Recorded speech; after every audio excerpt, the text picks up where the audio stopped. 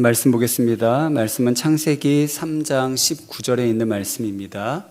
창세기 3장 19절입니다. 성경 맨 앞에 책 창세기 3장 19절 말씀 제가 봉독해 드리겠습니다. 네가 흙으로 돌아갈 것이니 얼굴에 땀을 흘려야 먹을 것을 먹으리니 네가 그것에서 취함을 입었음이라. 너는 흙이니 흙으로 돌아갈 것이니라 하시니라. 아멘. 할렐루야. 여러분들이 오늘 받으신 이 떡과 잔을 통해서 우리 주님의 은혜에 더욱더 깊이 참여하시고 또 그 은혜를 또 누리시기를 바랍니다. 네. 오늘 말씀 우리 짧은 우리 창세기에 있는 구절을 살펴봤는데요. 이 말씀 가지고 놀라운 은혜 어메이징 그레이스라는 제목으로 말씀 전하겠습니다. 이번 주는 이제 설 명절이 시작되죠. 내일부터 이제 연휴가 계속 이어질 거고요. 또 설 명절이 시작되는 동시에 사순절이라고 하는 기독교 절기가 또 이 수요일부터 시작이 됩니다. 그래서 사순절은 이제 부활절을 앞두고 40일의 기간을 의미해요. 예수님의 고난과 십자가 사건을 기억하면서 자기를 좀 절제하고 또 회개하면서 주님의 부활을 준비하는 그런 기간을 말합니다. 근데 이 사순절이 항상 무슨 요일부터 시작이 되냐면 수요일부터 시작이 돼요. 이 사순절이 부활절 전 40일이지만 주일을 제외하기 때문에 총 첫날과 끝날까지를 따지면 46일 정도가 됩니다. 그래서 수요일 날 시작해서 항상 토요일, 부활절 바로 전날 마치게 되죠. 그래서 항상 매년 수요일 날 시작하기 때문에 이 첫날, 사순절 첫날인 이 수요일을 뭐라고 부르냐면 성회 수요일 또는 제의 수요일이라고 불러요. 여기서 성회라고 하는 말은 거룩한 모임이 아니고요. 이 회자가 이게 불타 남은 재를 의미하는 재의 회자입니다. 그래서 같은 말이죠. 성회 수요일이나 제의 수요일이나 동일한 말입니다. 그럼 왜 사순절의 시작, 이 첫날에 이 재가 등장할까요? 이 재. 이것은 오늘 본문의 말씀에서 비롯되었다고 할 수 있는데 오늘 본문에 보면 너는 흙이니 흙으로 돌아가라. 하나님이 그렇게 말씀하셨죠. 범죄한 아담에게 하나님 하신 말씀입니다. 성경에 보면 고난과 재난을 만난 사람들이 이 티끌과 재 가운데 거하면서 슬퍼하는 그런 모습들이 종종 나옵니다. 재를 뿌리고 그 재 가운데 거한다는 것은 이 죽음과 같은 고난의 현실, 죽음과 같은 고난의 현실이 죄로 인해 결국 흙으로 돌아갈 수밖에 없는 우리 자신의 처지를 자각하면서 그렇게 표현한 겁니다. 우리는 흙이니 흙으로 돌아간다. 죄로 인해 하나님 떠난 인생은요, 흙에서 왔으니 흙으로 갈 수밖에 없는 것입니다. 자신이 재, 즉 먼지와 티끌 같은 존재임을 깨닫고 슬피 그 죄를 회개하며 자복하는 게 바로 이 재 가운데 거하는 거죠. 하나님을 떠난 인생은 재와 같고 먼지와 같고 티끌과 같기 때문입니다. 우리가 잘 아는 이 욥기서에 나오는 욥 같은 경우도 그가 이제 고난당할 때 하나님께 하나님 왜 이런 고난을 자신이 당해야 하는지 그 이유를 말해달라고 막 항변하며 따지는 부분이 나오죠. 물론 하나님께 그 직접적인 답은 듣지 못합니다. 왜? 뭐 때문에 이런 고난이 왔다 이야기하진 않으세요. 그러나 하나님께서는 하나님을 만나는 것만으로 또 하나님께서 그분에게 몇 가지 말씀, 너 이걸 만들 때 네가 어디 있었느냐, 너 어떻게 만드는지 아느냐라는 하나님의 그 존재 앞에서 그것만으로도 욥은 다음과 같은 고백을 하게 돼요. 욥기서 42장 6절 말씀인데 그러므로 내가 스스로 거두어드리고 말한 것을 거두어드리고 티끌과 재 가운데에서 회개하나이다. 그러니까 하나님 앞에 서면 우리가 티끌과 먼지 같은 그런 연약한 존재, 아무것도 아닌 존재임을 깨닫고 회개하게 된 거죠. 여러분, 하나님 앞에 우리는 먼지와 티끌 같은 존재입니다. 그런 의미에서 즉 흙과 먼지에 불과한 우리를 위해 주님께서 친히 고난을 받으시고 십자가를 지시고 대속의 죽음으로 나아가셨다는 사실은 정말 감격일 수밖에 없습니다. 놀라운 은혜죠. 그래서 자신이 재였다는 것, 이 먼지와 티끌이었다는 것, 흙에서 왔다는 것, 이것을 아는 것은 정말 중요한 것입니다. 그런데 이 재수요일이라고 하는 이 날은요, 단순히 회개나 주님의 고난에 동참하는 것을 넘어서 새로운 시작을 의미하기도 합니다. 그래서 사순절을 우리나라는 사순절, 이 순이 열을 뜻하거든요. 그러니까 40일이라는 걸 뜻하지만 영어로 사순절은 렌트라고 얘기를 해요. 이게 뭐냐면 이 영어의 이 말은 고대 영어에서 비롯되었어요. 그래서 랭텐이라고 하는 고대 영어의 봄이라고 하는 이 뜻과 그리고 얘기하면 롱이라고 생각하면 되는데 길다라는 그런 어원에서 이 렌트라고 하는 사순절이라고 하는 말이 왔어요. 그러니까 무슨 얘기냐면 봄이 길어지다.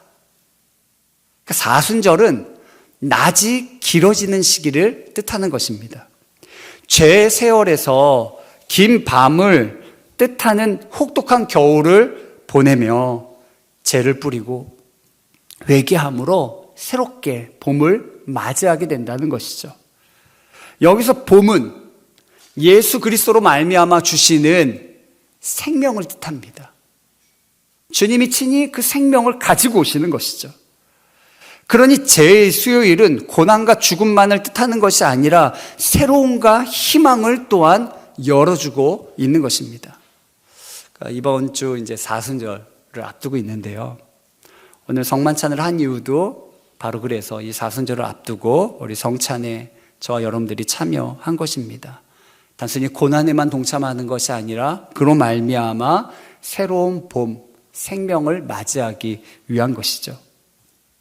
근데 이런 새로운 봄을 맞이하기 위해서 여러분들이 새로운 은혜, 그것을 맞이하기 위해서는요, 반드시 먼저 하나 해야 될 것이 있어요. 그게 바로 무엇이냐면 화려한 잎사귀들을 좀 떨구어야 돼요. 내가 흙과 재에 불과한 존재라는 것을 확실히 깨닫고 인정해야 됩니다. 화려한 잎사귀들 다 떨구고 앙상한 가지로 긴 겨울을 지내야 한다는 것을 여러분들 기억하셔야 됩니다. 그걸 통과해야 봄이 오는 거예요. 그러기 위해서 자신을 가리던 잎사귀들을 떨구고 화려한 낙엽 다 떨구고 앙상한 가지, 즉 흙과 먼지에 불과한 우리 존재의 그 모습 그대로, 그 별 볼 일 없고 연약한 그 모습 그대로 하나님 앞에 서서 진솔하게 회개하는 것이 우리에게 필요한 것입니다. 오늘 본문이 기록된 이 창세기를 보면 아담과 하하가 범죄한 후에 어떤 일이 벌어졌나요? 일단 그들의 눈이 밝아졌어요. 그들의 눈이 밝아져서 자신들이 벗고 있다는 것을 깨닫게 되었습니다. 그래서 자신이 벌거벗은 것을 알고 난 다음에 그들의 행동은 무엇인가요? 그걸 좀 가리고자 했죠. 그래서 무화과 나뭇잎을 엮어서 치마를 만들어서 그 벗은 몸을 가리웠습니다. 이게 이제 7절 말씀이거든요. 이에 그들의 눈이 밝아져 자기들이 벗은 줄을 알고 무화과 나무 잎을 엮어 치마로 삼았더라. 그러니까 인간이 창조되었을 때는 죄인이었을까요? 아니면 죄가 없었을까요? 죄가 없었죠. 그죠? 무죄한 가운데 태어났습니다. 그러니까 타락하기 전 인간은 죄가 없는 상태로 창조되었어요. 그런데 죄가 없다라는 것은 그들이 완전하다는 의미는 아니고요. 선악을 아직 알지 못한다는 의미예요. 그러니까 악을 알지 못하기 때문에 죄가 없었던 거예요. 마치 어린아이와 같다고 말할 수 있죠. 아직 어리기 때문에, 미숙하기 때문에 죄가 죄로 분명히 인식하지 못하고 그 유혹에 넘어가지 않고 거기에 굴복하지 않는 것입니다. 하지만 그들이 이제 금지된 이 선악과의 열매를 먹고 나서는요, 이제는 분명하게 알게 돼요. 알면서도 범죄하게 되는 거죠. 악을 의식하게 되었고요. 눈이 열려서 자신이 지금 현재 어떤 상태인지, 타락한 상태, 잘못된 상태인지를 자각하게 됩니다. 내가 잘못했구나. 내가 죄인이구나. 깨닫게 된 거죠. 그래서 그들은 그것을 가리고자 했어요. 무화과 나무 잎으로 치마를 만들어 가리고자 했던 것입니다. 여기서 주목할 것은 그들이 잘못된 걸 깨달아 알았을 때 그것을 고백하고 회개하는 것이 아니라 어떻게 했다고요? 가리웠다는 거예요. 가리웠다는 것. 하나님 앞에 그것을 감추고자 했던 것이죠. 이게 타락한 인생이 하는 일입니다. 자신이 무언가 잘못되었다는 것을 의식했지만 숨기고 가리기에 급급한 것이죠. 하지만 그것으로 이 죄의 근본적인 문제가 해결이 되나요? 해결되지가 않습니다. 오히려 가리고 숨기면 더 깊숙이 우리의 죄가 들어와서 우리의 삶을 온통 장악할 뿐입니다. 그래서 하나님은요, 이 아담을 구원하시기 위해 그들이 엮어 만든 무화과 나뭇잎을 벗고, 그게 당장은 수치를 가리는 것 같아요. 그러나 그건 오래가지 못할 것입니다. 곧 말라버릴 것이고, 그리고 부서져 버릴 것이고, 가루가 될 거예요. 그러니 그거 벗기고 하나님이 준비하신 것으로 입혀주셨죠. 여러분, 회개란 것은 하나님 앞에 자신을 가리우던 것들을 벗겨내야 돼요. 그래서 오늘 본문이 어찌 보면 굉장히 중요한 말씀입니다. 벌거벗은 모습이라 할지라도, 흙과 같은, 티끌과 같은, 재와 같은, 먼지와 같은 존재라 할지라도 자기 모습을 그대로 하나님 앞에 드러내면서, 하나님, 제가 죄인입니다. 자신의 죄를 자백하고 회개하는 것이 필요한 것입니다. 당장의 수치를 가리기 위해 그들 스스로 만든 무화과 나뭇잎 치마는 그걸로는 죄를 없이 할 수도 없을 뿐만 아니라 단순히 우리 눈에만 죄가 없는 듯 보이게 만드는 것이죠. 그게 벗겨져야만 진정한 봄이 찾아오는 것입니다. 하나님이 주시는 진정한 생명이 우리에게 찾아오는 것입니다. 그래서 예수님도 공생애 때 예루살렘에 올라가시면서 잎이 무성한 무화과 나무를 보시고 어떻게 하셨나요? 저주하셨어요. 저주하셨어요. 그러자 그 무화과 나무가 하루 만에 뿌리채 말라 버렸습니다.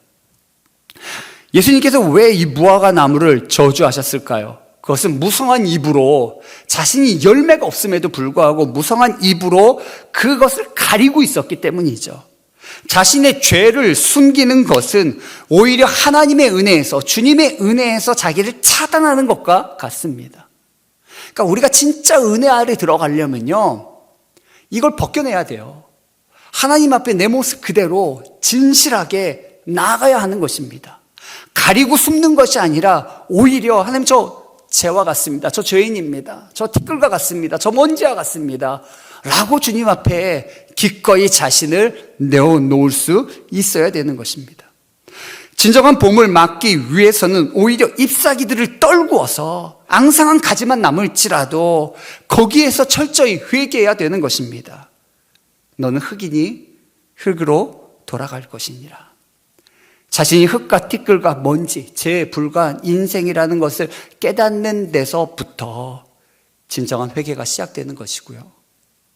생명 가득한 봄, 하나님이 주시는 진정한 생명을 얻는 그런 길인 줄 믿습니다.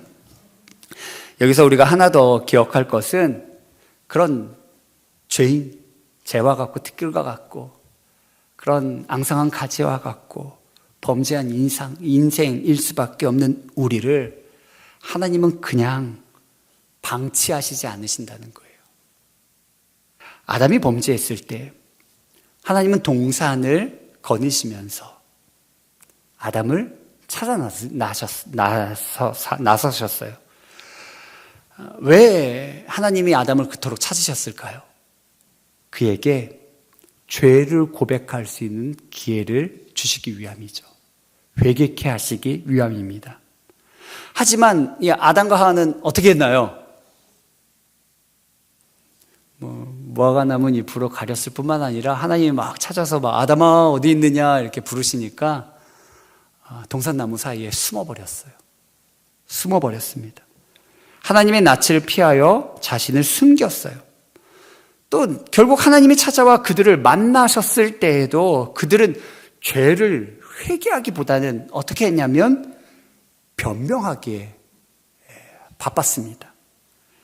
그게 오늘 본문 11절, 12절 그 위에 있는 말씀인데 하나님이 아담에게 이렇게 얘기하시죠. 이르시되 누가 너의 벗었음을 네게 알렸느냐?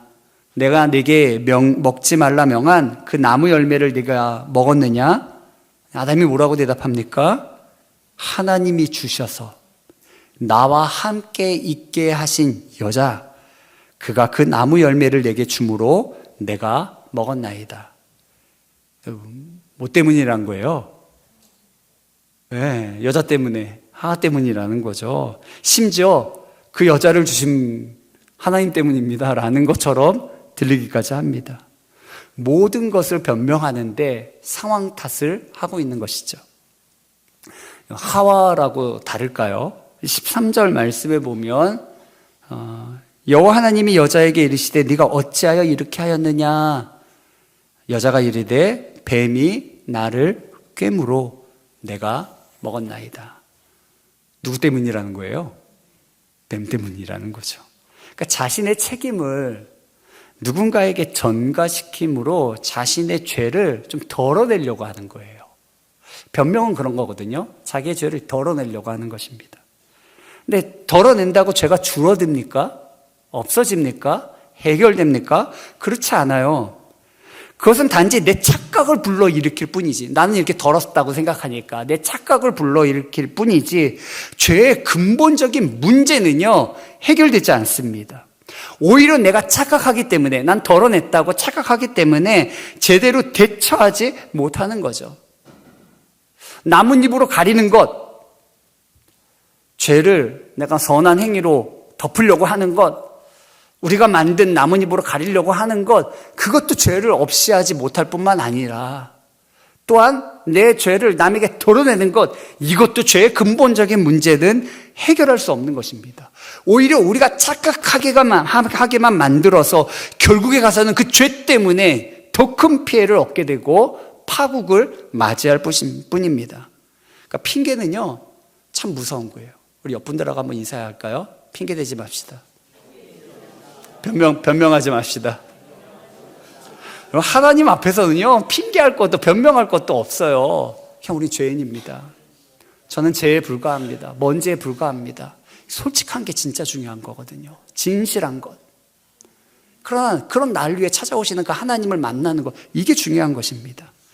예수님의 큰 잔치 비유, 누가복음 14장에 기록된 큰 잔치 비유를 보면 초청을 받은 사람들, 하나님이 선택해서 초청장을 보내서 다 초청을 했어요. 그리고 정작 잔치 시간이 되어서 다시 초대합니다. 그러니까 이 초청이 두 번에 이루어진 거죠. 미리 선택해서 초대했고요. 진짜 그 잔치가 다 준비됐기 때문에 다시 이제는 와라 라고 초대한 거예요. 그런데 그들이 거절하며 변명하는 것들이 이제 성경에 예수님의 큰 잔치 비유에 나오죠. 14장 18절에 보면 나는 밭을 샀어요. 그러니 좀 나가봐야 됩니다. 양해해 주십시오. 이렇게 얘기해요. 19절에도 저는 소 5결이 10마리 샀어요. 그러니 그거 좀 시험해 보기 위해서 거기 나가봐야 됩니다. 양해해 주십시오. 그러는 거죠. 20절에는 저 장가 들었어요. 그러니 못 가겠어요. 그날이 결혼식이겠어요? 아니죠. 그런데도 못 가겠다고 변명합니다. 아무리 변명하며 그것을 정당화하며 얘기할지라도 그것은 결국 큰 잔치를 준비하셔서 베푸신 하나님의 초청을 받아들이기보다 뭘 더 좋아하는 거예요? 스스로 만족시키는 것을 더 좋아하는 것에 불과한 것입니다. 그것이 바로 그들이 잔치에 참여하기를 거절하는, 그리고 자신들이 원하는 곳으로 꼭 나가야만 하는 진짜 이유인 것이죠. 그런데 하나님은요, 그런 우리들, 죄인이잖아요, 죄인. 그런 죄인, 재와 티끌과 같은 우리들, 하나님은 찾도록 찾으신다는 거예요. 저와 여러분들을 하나님 찾도록 찾으세요. 주님의 잔치에 초대하려고 찾으십니다. 길가에 나가 있던 사람들, 저 성 밖에 소외된 사람들도 다 찾으시는 거죠. 하나님은 그런 우리를 찾으신다는 것이 얼마나 놀라운 것입니까? 죄로 인해 깨어졌어요. 하나님과의 관계가 다 깨졌어요. 그런데도 하나님 우리를 찾도록 찾으십니다. 정말 놀라운 은혜, 어메이징 그레이스죠. 항상 하나님은 우리를 찾으십니다. 하나님이 아담을 찾으세요. 아담은 자신의 잘못을 가리우고 숨기고 변명하기에 급급한데 하나님은 그런 아담을 찾으십니다. 믿음의 조상이라고 일컫는 아브라함은 다른가요? 아브라함이 하나님을 찾았습니까? 아니에요. 아브라함은 이방인, 하나님을 알지 못하고 또한 우상 숭배하던 사람이에요. 그런데 하나님께서 아브라함을 찾으신 거죠. 그를 찾아와 부르신 분이 하나님이십니다. 이스라엘이라고 하는 이름을 갖게 된 야곱도 마찬가지죠. 야곱은 형도 속이고 아버지도 속이고 온갖 자기 이익을 위해 추구하던 그런 사람. 결국 그게 자기에게 도로 돌아오면서 형이 죽이려고 하자 급하게 도망 나갔던 사람이 야곱이죠. 그가 야곱. 근데 야곱이 하나님을 찾은 게 아니에요. 하나님께서 베델로 야곱을 찾아오신 것이죠. 모세도요, 사람 때려 죽이고 미디안 광야로 도망쳐 나갔죠. 모세가 하나님을 찾은 것이 아닙니다. 하나님께서 그 광야로 모세를 찾아오셨습니다. 우리가 하나님을 찾은 것이 아니에요. 어찌 보면 우리는 하나님께 대해서 항상 문이 닫혀 있는 것 같아요. 근데 하나님께서 찾아오셔서 문을 두드리시는 거예요. 우리의 문을 두드리시는 거죠. 하나님 먼저 우리를 찾아오셨고 하나님 먼저 우리를 사랑하셨습니다. 그러니 곧 말라버릴 나뭇잎 치마가 아니라 나의 숙취를 덮어줄 하나님이 준비하신 진정한 은혜를 여러분들이 받아 누릴 수 있게 되기를 간절히 축원합니다. 그래서 우리 성경에 보면 하나님이 이 나뭇잎 치마가 아니라 뭘 준비해서 입혀주세요? 가죽옷을 준비해서 입혀주시죠. 이것은 하나님이 죄인이 어떻게 거룩하신 하나님께로 다시 돌아올 수 있는지 그 방법을 알려주고 계신 거예요. 가죽옷이라고 하면 피 흘림이 있는 거죠. 피 흘림이 있어야 죄사함이 있는 것입니다. 죄인을 위해 무죄한 자가 대신 죽는 대속의 원리를 하나님이 친히 보여주고 계신 거예요. 이 세상을 만드실 때 하나님은요, 죄의 결과, 이게 하나님 공이거든요. 죄의 결과를 말씀하셨어요. 창세기 2장 17절에 보면 선악을 알게 하는 나무의 열매, 동산 중앙에 있는 선악을 알게 하는 나무의 열매 먹지 말라. 먹는 날에는 어떻게 된다고요? 반드시 죽으리라. 하나님의 말씀 거역하고 깨뜨리면 그 죄의 결과는요, 사망, 죽음인 거예요. 하나님은 의로우시기에 반드시 의롭게 행하세요. 근데 그 의로우신 하나님의 법을 누가 깨뜨린 거예요? 사람이 깨뜨린 거죠. 그 공의가 깨질 때, 그 의의가 깨질 때는 그에 합당한 처분, 형벌이 따라오게 되어 있어요. 그게 뭐예요? 죽어야 된다는 거죠. 그래서 하나님의 공의는 그것이 깨어졌을 때 그것에 대한 합당한 벌이 처벌되어져야 된다고 부르짖고 있습니다. 그런데 그때 하나님의 긍휼이 나타나 그것을 막는 거예요.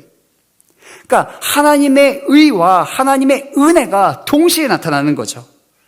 하나님의 긍휼은, 하나님의 은혜는 죄인에게 벌을 내리기보다 은혜를 베풀기를 원해요. 근데 그렇다고 은혜를 베풀 수는 없어요. 왜냐하면 하나님의 의가 행해져야 되기 때문이죠. 하나님의 의는 죄에 대한 결과, 그 죽음이 반드시 이루어져야 되는 것입니다.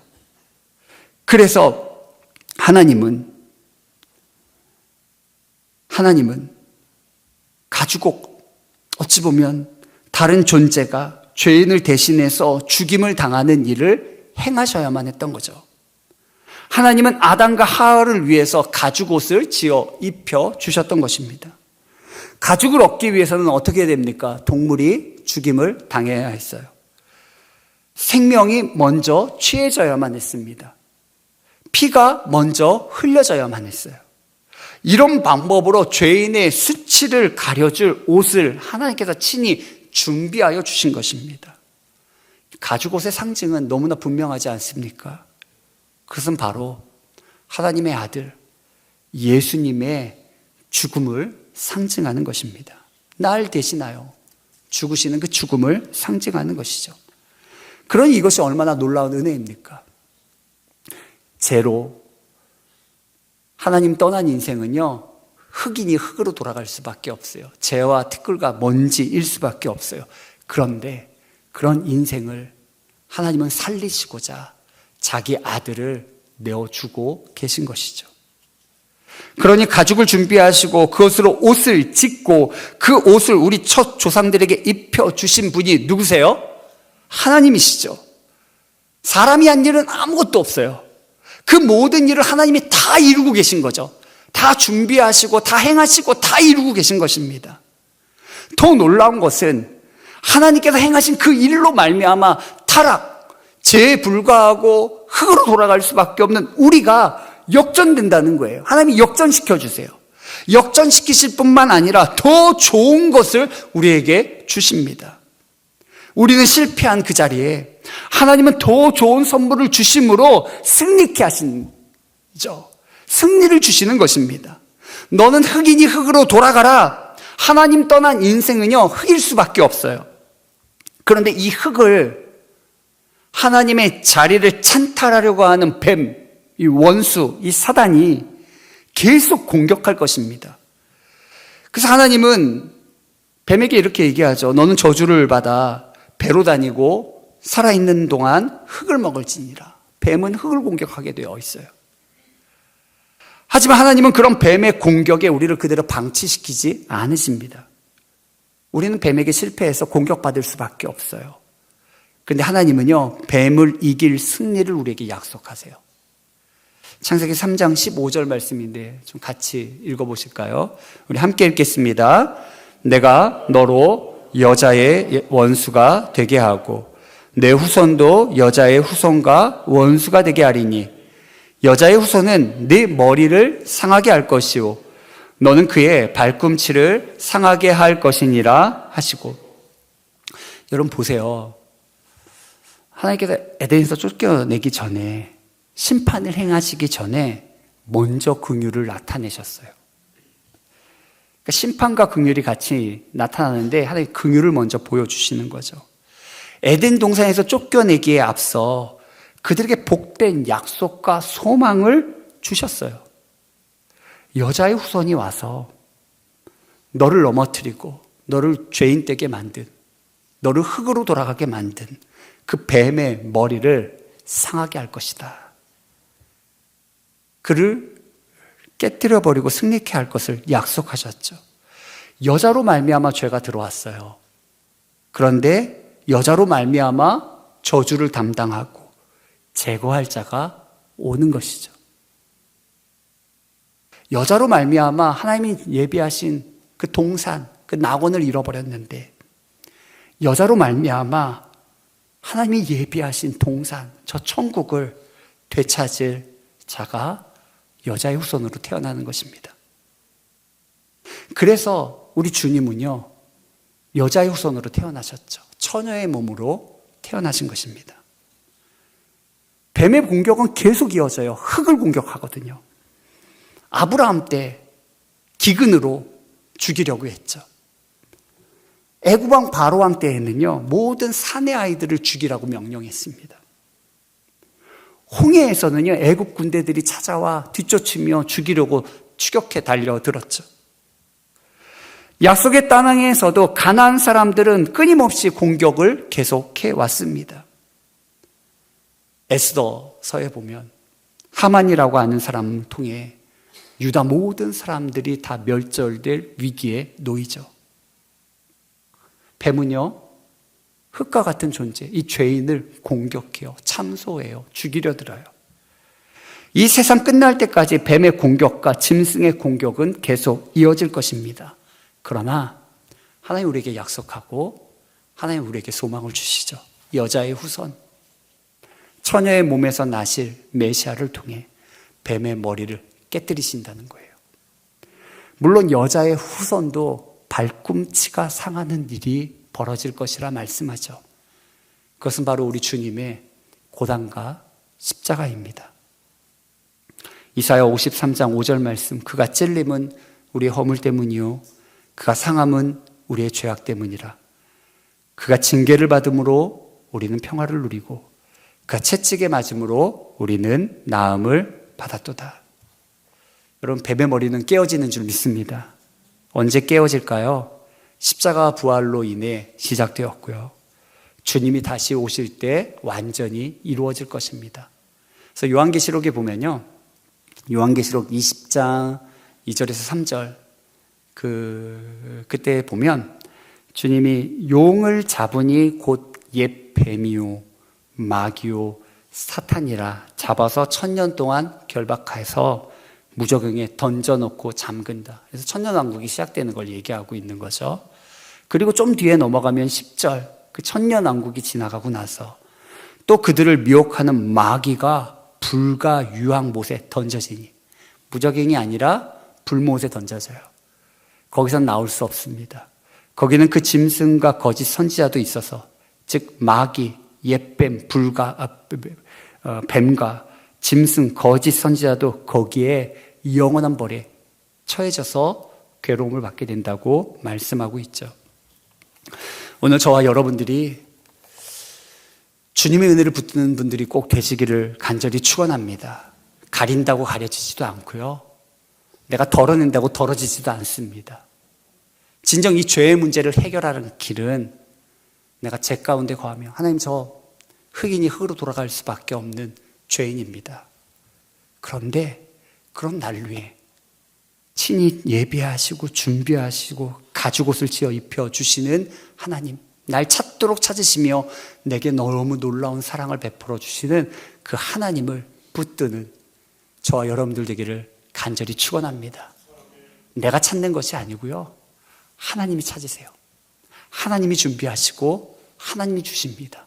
그러니까 그 귀한 선물을 잃어버리지 마시고요, 그 은혜로우신 하나님을 우리가 망각하고 자꾸 숨지 마십시오. 자꾸 도망다니지 마십시오. 자꾸 엉뚱한 핑계대지 마십시오. 내 모습 그대로 괜찮아요. 우리 죄인이잖아요. 우리 연약하잖아요. 하나님을 위해 살고 싶지만 내 안에서는 또 다른 법이 나를 사로잡잖아요. 솔직해지고, 하나님 저 또 이렇게 넘어졌습니다. 하나님 저 이렇게 죄 가운데 거하고 있습니다. 은혜를 베풀어 주세요. 은혜를 베풀어 주세요.